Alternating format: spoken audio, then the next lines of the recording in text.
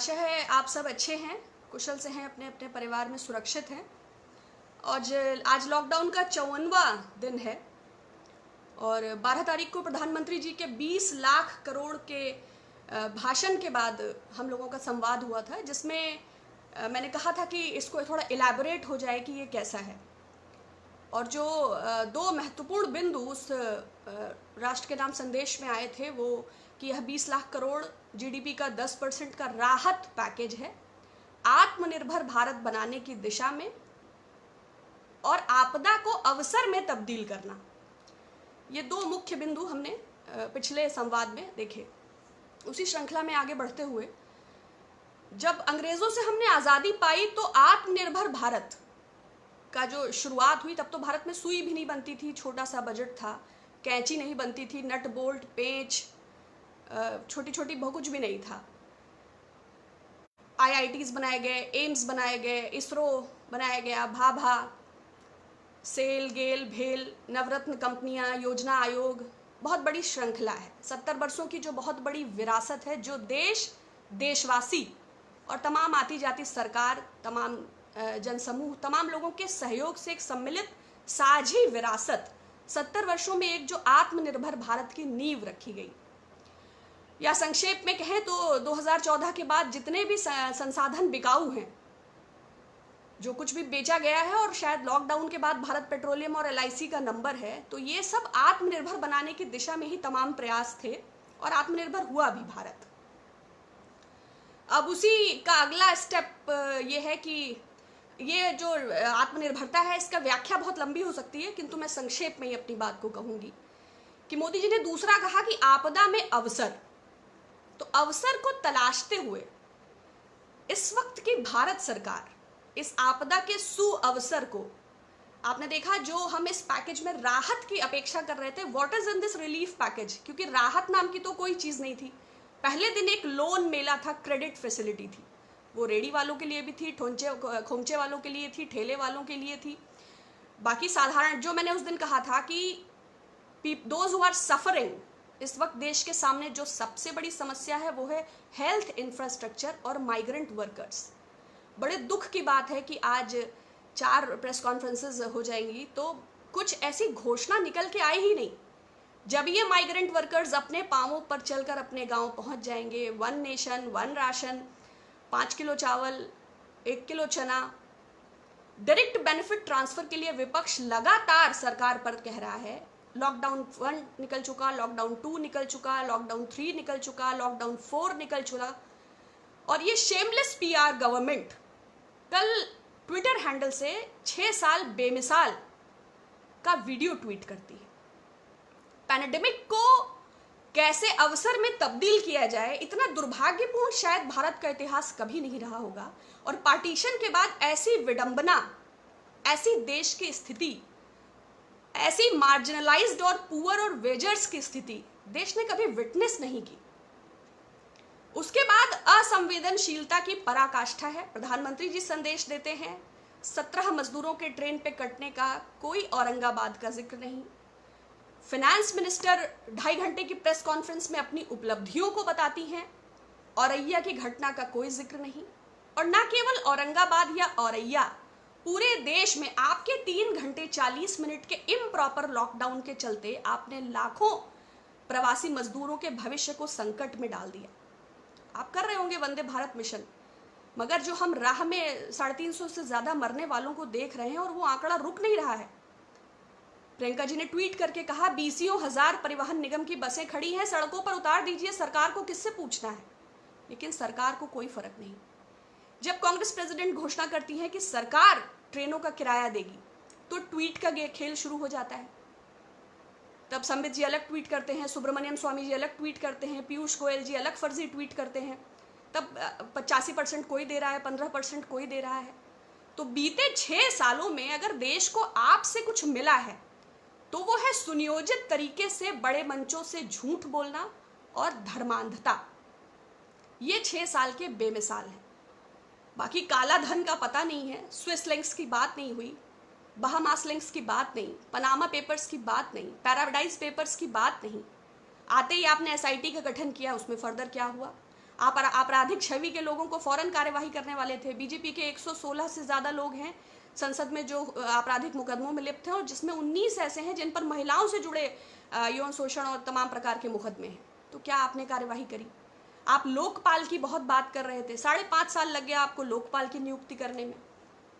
5.5 साल बाद आपने किया भी तो 6 महीना उसके लॉज में लग गया। तो आप नमामि गंगे का क्या हुआ?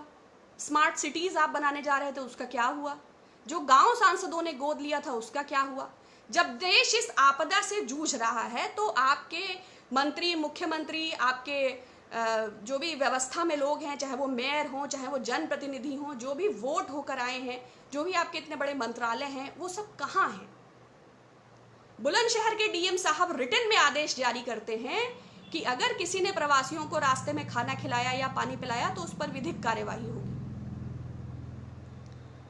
लोगों के भरोसे लोग चल रहे हैं। हम लोग जो लगातार वीडियोस देख रहे हैं वो बहुत बदहाल स्थिति में देख रहे हैं। उसके बाद आपदा को अवसर बनाना और निरंकुशता की पराकाष्ठा देखिए। जब लोग हंगर, फूड, शेल्टर और वेजेस और डायरेक्ट बेनिफिट ट्रांसफर की बात कर रहे हैं तो हमारी वित्त मंत्री साहिबा ऑर्डिनेंस फैक्ट्रीज को के प्राइवेटाइजेशन 49% को 74% एफडीआई कर देती हैं। इसको कहते हैं आपदा में अवसर। नेशनल ये जो डिजास्टर है ये कैसे गवर्नमेंट के लिए एक सुनहरा अवसर है। ये जब डिफेंस मिनिस्टर ए.के. एंटनी साहब थे उस वक्त भी एफडीआई का ये प्रपोजल था, लेकिन राष्ट्रीय संप्रभुता के मद्देनजर इसे स्ट्रिक्टली खारिज कर दिया गया। किंतु इस वक्त जो सरकार में है उनके खून में व्यापार है और देश में सब कुछ बिकाऊ। ये strategic defence sector strategic importance का सेक्टर है और इसके सीरियस नेशनल सिक्योरिटी रेमिफिकेशंस होते हैं, मगर इन सब को नज़रअंदाज करते हुए इस आपदा का सुअवसर उठाया गया। किसानों से संबंधित कुछ डेटा है, क्योंकि उसकी प्रेस कॉन्फ्रेंस 4 दिन लग गए उसको समझने में। जब न्यूनतम समर्थन मूल्य से ज़्यादा लागत है तो राहत कहाँ है? गन्ने का समर्थन मूल्य 1925 से 40 के बीच था, लेकिन मंडी के अभाव में मध्य प्रदेश और उत्तर प्रदेश के किसान 1400 से 1600 रुपए में उसे दे रहे हैं। इससे लगभग उन्हें 21,000 करोड़ का घाटा है।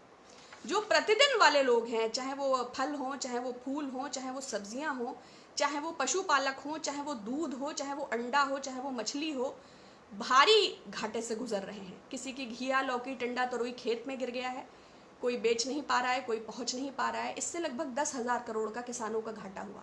इतिहास में ऐसी कोई सरकार नहीं है जिसने कृषि उपकरणों, कीटनाशकों, खाद और किसान के ट्रैक्टर के टायरों पर भी जीएसटी लगाया हो। सरकार ने इससे लगभग 15,000 करोड़ की आय की। और बाद में दूसरा एक और डेटा है, पीएम किसान सम्मान निधि में 8.22 करोड़ रुपीस दिया गया है। सरकार का ही कृषि लागत एवं मूल्य आयोग का डेटा है कि total 14 crore 64 lakh agricultural census 2016 के मुताबिक किसान हैं। अगर इनकी संख्या 14 करोड़ 64 लाख है और सम्मान निधि आपने 8.22 करोड़ को दिया है तो शेष भी तो हैं और उनकी संख्या करोड़ों में है।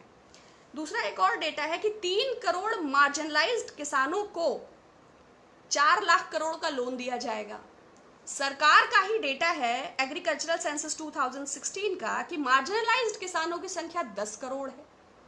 तो आप ही कह रहे हैं कि 3 करोड़ को दिया जाएगा, आप ही बता रहे हैं कि 10 करोड़, तो ये जो 7-7 करोड़ है ये कहाँ जाएंगे? स्वयं वित्त मंत्री ने कुछ समय पहले संसद में ये स्वीकार किया कि पिछले समय 6,26,000 करोड़ रुपए कर्ज दिया गया। अब आप पुनः 4 लाख कुछ करोड़ कर्ज देने की बात कर रहे हैं। अच्छा होता कि आप कुछ पैसा डायरेक्ट लोगों के अकाउंट में दे देते और उनके कर्जों को माफ कर देते। मध्यम वर्ग खामोश होकर आपके राहत पैकेज का इंतजार कर रहा है। आपने कहा था 3 महीने का किराया माफ होगा, बिल्कुल नहीं। कुछ लोगों को लोग निकाल रहे हैं, कुछ लोग वो जो आईएलओ के मुताबिक 12 करोड़ जॉब गंवा चुके हैं और वो 40 करोड़ जो गरीबी रेखा के नीचे जा चुके हैं। लोगों के ईएमआई जिनका ईसीएस था उनका सीधे कट गया। किसी प्रकार का कोई वेव ऑफ नहीं है। जो लोगों के आवासीय और व्यावसायिक प्रतिष्ठान थे उन लोगों का दबाव बढ़ता जा रहा है, चाहे वो वाईफाई के बिल्स हों, चाहे पोस्टपेड के बिल्स हों, चाहे इलेक्ट्रिक के बिल्स हों, चाहे वाटर के बिल्स हों। तो गवर्नमेंट किसको सपोर्ट कर रहा है? गवर्नमेंट किसको हेल्प कर रहा है? जब आपका डेटा आपको सपोर्ट ही नहीं कर रहा है, आप 2 घंटे 40 मिनट प्रेस कॉन्फ्रेंस करती हैं, 1 घंटे अपनी पुरानी योजनाओं का बखान करती हैं, फिर पौन घंटे आने वाली कॉम्प्लिकेटेड योजनाओं का बखान करती हैं, जो मुझे नहीं लगता कि आपके इर्द गिर्द लोग बैठे हैं उनको भी ये समझ आ रहा है कि आप क्या बता रही हैं। तो देश का 50% आदमी जो झुग्गी झोपड़ी स्लम्स में है, जो भटक रहा है भोजन के लिए, जो अपने घरों में लॉक्ड है, जिसके पास आय नहीं है, संसाधन नहीं है, साधन नहीं है, अपने बच्चों की फीस जमा करने के लिए पैसे नहीं है, स्कूल वालों के नोटिफिकेशंस का जवाब देने के लिए साधन नहीं है, वो क्या रिएक्ट करे और आपसे क्या आशा करे? तो बहुत दिक्कत है। और एक डेटा ये times of India Kazim Premji university के लोगों ने किया है कि इस शहर में लगभग 81% लोग अपनी जीविका गंवा बैठे हैं, और गाँव में ये संख्या लगभग 64% है, जिनके आगे जीविकोपार्जन का भारी संकट उत्पन्न हो गया है। ये भी हम आप जैसे लोग ही हैं। और एक प्रणव सेन, ये अप्लाइड इकोनॉमिक्स के बहुत जानकार हैं, प्लानिंग कमीशन के भी ये एडवाइजर रहे हैं और स्टैटिस्टिकल कमीशन के भी ये चेयरमैन रहे हैं। इनका कहना है कि लॉकडाउन के दौरान 18 लाख करोड़ का नुकसान हमारी अर्थव्यवस्था को हो चुका है, और सरकार 6 साल बेमिसाल का नारा दे रही है। किसको राहत दिया है, किसकी बात कर रहे हैं, क्या कहना चाहते हैं, मेरी तो समझ से परे है। तो ये विश्वासघात के 6 साल हैं।